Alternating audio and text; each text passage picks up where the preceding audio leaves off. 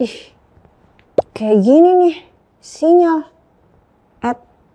Udah kayak dulu waktu kita lagi revisi tulisan tuh di daerah Gilinango tuh kan, di NTB, Lombok. Di telepon sama temen, "Ro, kita mau revisi ya lewat Zoom." Ente kan ada di luar kan, gak di sini kan. Ya udah, nge-Zoom tuh.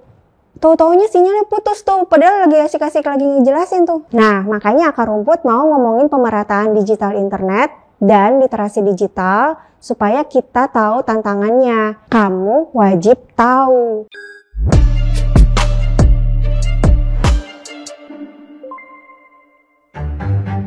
Jadi, kalau kita ngomongin internet di Indonesia, sebenarnya udah lumayan maju. Tapi sayangnya, memang gak semua daerah ngerasain kecepatan yang sama. Rasanya kok gak berlebihan sih kalau bilang internet itu udah kayak kebutuhan primer buat masyarakat, terutama di kota-kota besar. Adanya internet memang mewarnai aktivitas sehari-hari masyarakat kota. Di kota-kota besar kayak Jakarta, Surabaya, Bandung, internet bisa lumayan ngebut. Tapi coba deh kamu geser dikit ke daerah misalnya NTT, Papua, Kalimantan, dan lain-lain. Boro-boro sinyal 5G, 2G aja udah untung banget kali. Jadi inget lagi kan tuh waktu kita kalau di Halsel tuh waktu itu dulu tuh sampai panas bener itu handphone nyariin sinyal udah kayak nyari jodoh. Perbandingan internet di kota besar sama daerah bisa dianalogikan kayak jalan tol di kota besar dan jalan rusak yang gak diaspal di daerah. Di sini tuh sepertinya perlu juga melihat perbandingan di negara-negara lain. Kayak misalnya ASEAN dulu deh. Singapura udah ngebut tuh di atas 200 Mbps. Thailand dan Malaysia udah ngebut di atas 100 Mbps. Indonesia 30 Mbps.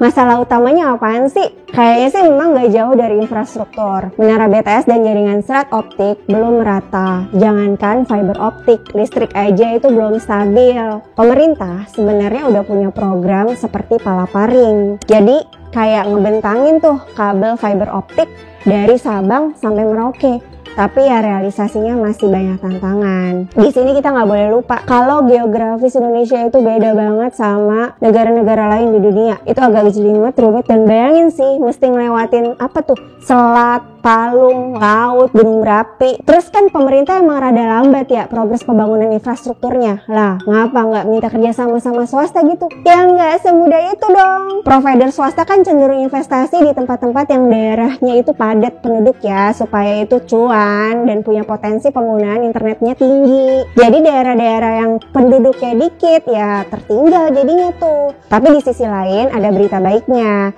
Kita berkembang pesat tuh internetnya dalam dekade terakhir sih. Nih, kalau 2014 tuh ya, kecepatan kita tuh cuman ya 2,5 Mbps. Nah, tapi udah di 2024 nih, sampai 2025 sekarang nih, rata-ratanya udah sampai ya 25 sampai 30 Mbps tuh. Bagus kan lonjakannya, bukan? Lanjut ya. Jadi memang kalau kata Ookla Speedtest dan Kominfo, provinsi-provinsi Indonesia itu kecepatan internetnya itu jauh dari merata. Yang paling kenceng masih dipegang sama DKI Jakarta. Coba geser-geser ke Maluku dan Papua, coba 5 sampai 10 aja nggak ada. 1 sampai Mbps kayaknya tuh. Nah, dari kondisi tersebut tuh niat pemerintah untuk menghadirkan 100 Mbps memang tergolong ambisius sih kayaknya ya. Cuman nggak boleh pesimis dong kita harus optimis. Mengingat internet juga bisa mengangkat perekonomian juga. Nah, kita udah ngomongin dampak nih berarti kan. Kalau internet udah merata, potensinya gede banget loh buat ekonomi digital di daerah. Bayangin deh, petani di Indonesia udah langsung tuh jualan lewat marketplace, udah kagak pakai lagi lewat tengkulak. Atau pengrajin lokal bisa buka toko online di Instagram. Terus banyak banget anak-anak muda kampung yang bisa jadi konten kreator. Menurut riset Google dan Temasek, ekonomi digital Indonesia berpotensi tembus 130 miliar dolar Amerika dong pada 2025. Dan itu nggak cuma didominasi oleh Jakarta doang. Tapi tunggu, untuk mewujudkan itu semua, internet kita harus stabil seluruh Nusantara. Makanya penting banget dukungan dari berbagai pihak, bukan cuma pemerintah, bukan cuma komunitas teknologi, tapi dari kita semua. Kita? Maksudnya apa nih? Maksudnya apa nama-namain kerjaan netizen 2 nih? Jangan ngegas dulu. Tadi kan kita udah ngomong dampak positif kan? Tapi kan pasti juga ada dampak negatif. Nah, itu tugas kita semua untuk yang namanya literasi digital. Misalnya nih ya, mak bapak di kampung nih kagak bisa pakai WA. Ente sebagai anak yang soleh dan solehah wajib ajarin lah ya. Terus begitu ada internet udah muncul problem-problem baru yang sebelum itu nggak ada. Waktu belum ada internet tuh nggak ada.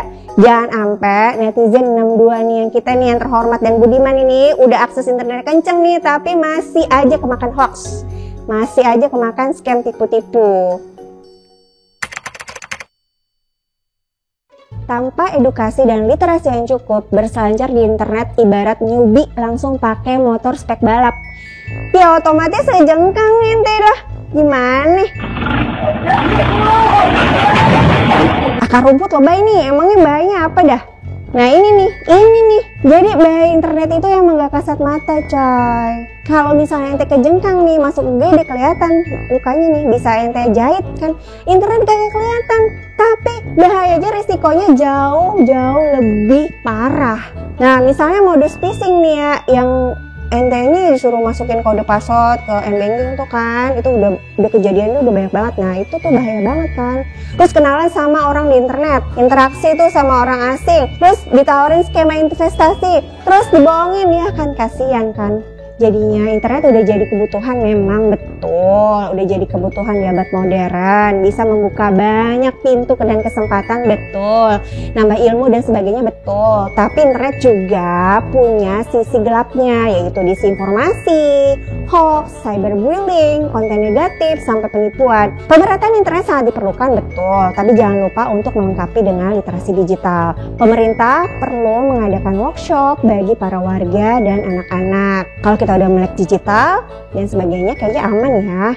Terus kamu sendiri gimana? Punya pengalaman nggak yang seru nih di internet? Punya tips-tips lain nggak? Tulis di kolom komentar ya.